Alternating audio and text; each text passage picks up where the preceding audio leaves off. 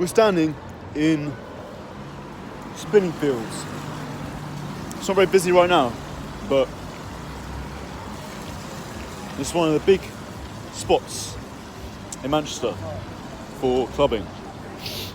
And clubbing's a funny thing. When I was younger, let's say, well, not that much younger, like a year or so ago, I thought clubbing was something that you can only really do when you're of a young age. You're a student, you just got your first ID when you're 18, or younger, and part of this motivated me to just go out at any opportunity I took, because I thought, I'm not going to get this opportunity when I'm older. And there's some truth to this, but I think about things very differently now. So, one thing I want to start by saying is that I really do believe that you can go clubbing at any age. And, don't get me wrong, of course it's a little bit more weird when you're sort of in your 30s than it is in your 20s. Of course it is.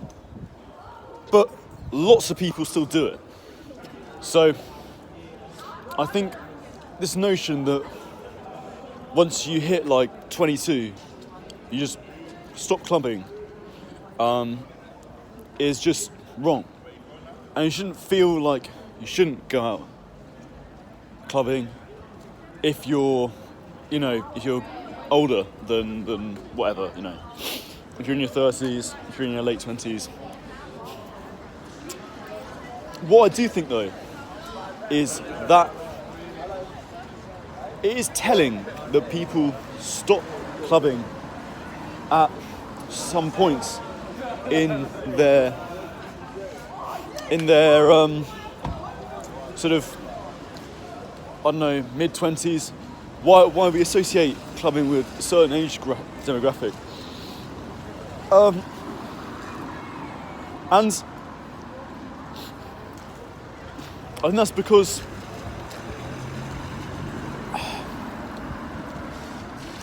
I don't know, I guess people generally get more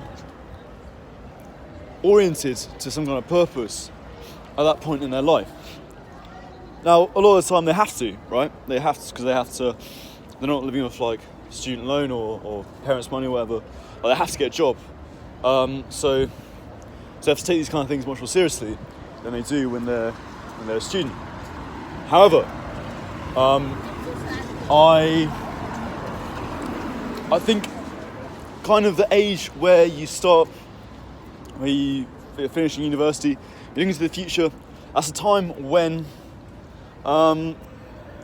your life starts to take a whole new kind of meaning, and you begin to think of life far into the future.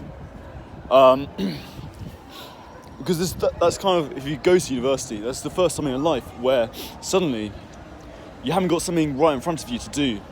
Now, obviously, you've got you might have a training contract, you might have a master's degree, but you know what I mean, like, it's something different once you hit that age.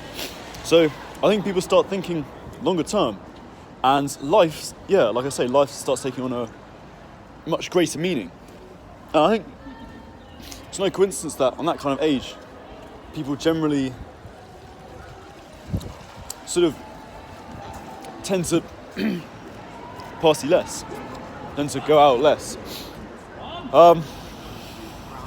Now, I enjoy going out myself. I literally work in a nightclub, so,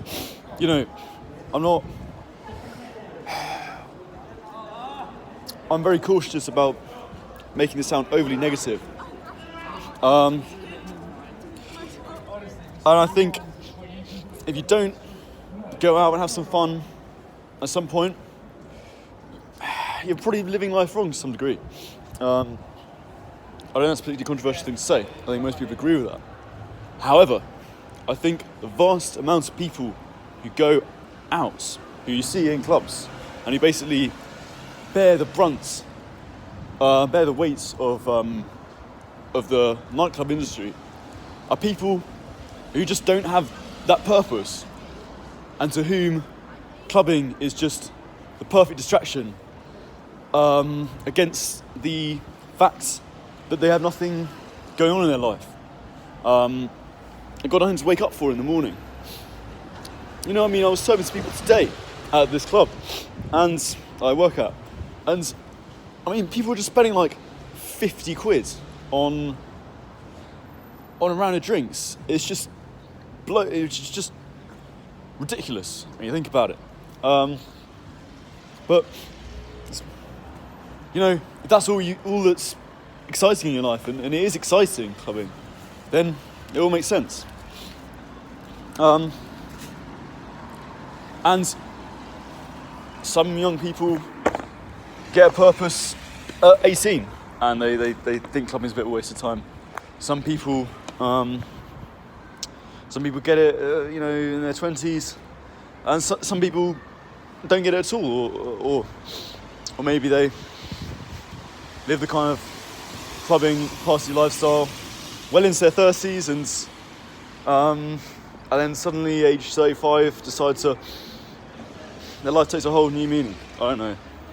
I'm sure there are other avenues to go down this topic. But I think this should explain a lot of how clubbing works. So, I hope you found this interesting.